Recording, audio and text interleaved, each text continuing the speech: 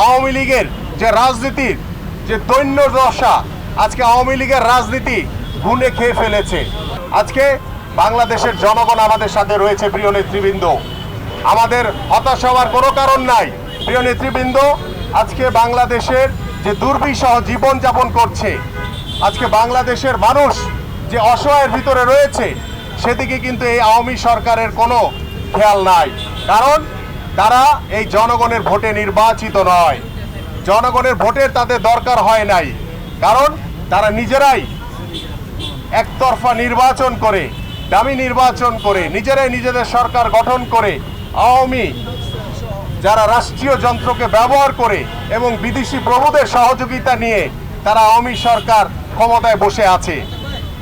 আমরা বিশ্বাস করি আওয়ামী লীগের যে রাজনীতির যে দৈন্য দশা, আজকে আওয়ামী লীগের রাজনীতি গুণে খেয়ে ফেলেছে।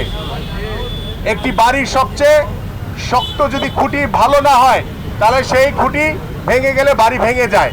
আজকে আওয়ামী লীগের রাজনীতি যে খুঁটি, সেটা গুণে খেয়ে ফেলেছে। আজকে আওয়ামী লীগের রাজনীতি ধ্বংস হয়ে গেছে। তারা জনগণের জন্য রাজনীতি করে না, তারা নিজেদের স্বার্থের জন্য রাজনীতি করে, তারা ক্ষমতায় বসে থাকার জন্য রাজনীতি করে। আর বিএনপি সবসময় জনগণের পাশে রয়েছে, জনগণের জন্য বিএনপি রাজনীতি করে।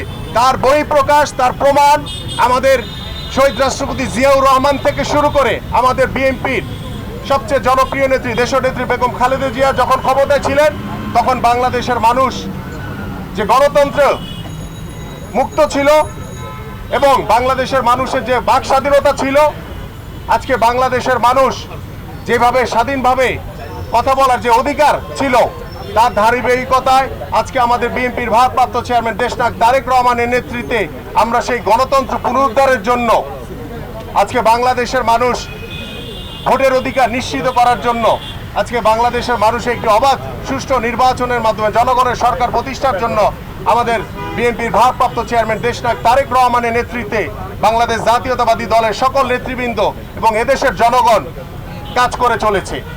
আজকে বাংলাদেশের জনগণ আমাদের সাথে রয়েছে। প্রিয় নেতৃবৃন্দ, আমাদের হতাশ হওয়ার কোনো কারণ নাই। আওয়ামী সরকার একতরফা নির্বাচন করেছে, তাতে হতাশ হওয়ার কোনো কারণ নাই। কারণ এই নির্বাচন করে সারা বিশ্বের কাছে, বাংলাদেশের মানুষের কাছে এই আওয়ামী সরকার ঘৃণিত হয়েছে। কারণ বিএনপি সবসময় জনগণের কথা বলে। জনগণের বিএনপি থেকে যে আহ্বান করা হয়েছিল এই 7ই জানুয়ারি নির্বাচন, একতরফা নির্বাচনকে বয়কট করার জন্য, বাংলাদেশের জনগণ কিন্তু সেই নির্বাচন ঘৃণা ভরে প্রত্যাখ্যান করেছে। তাই আসুন আমরা সকলে ঐক্যবদ্ধভাবে বাংলাদেশ জাতীয়তাবাদী দলের নেতৃত্ব, বিএনপির ভারপ্রাপ্ত চেয়ারম্যান দেশনায়ক তারেক রহমানের নেতৃত্বে ঐক্যবদ্ধভাবে আন্দোলনের মাধ্যমে এই আওয়ামী সরকারের পতন ঘটাবো, এই প্রত্যাশা ব্যক্ত করে আমি আমার সংক্ষিপ্ত বক্তব্য এখানে শেষ করছি। সবাইকে ধন্যবাদ। বাংলাদেশ জিন্দাবাদ, বাংলাদেশ জাতীয়তাবাদী দল বিএনপি জিন্দাবাদ।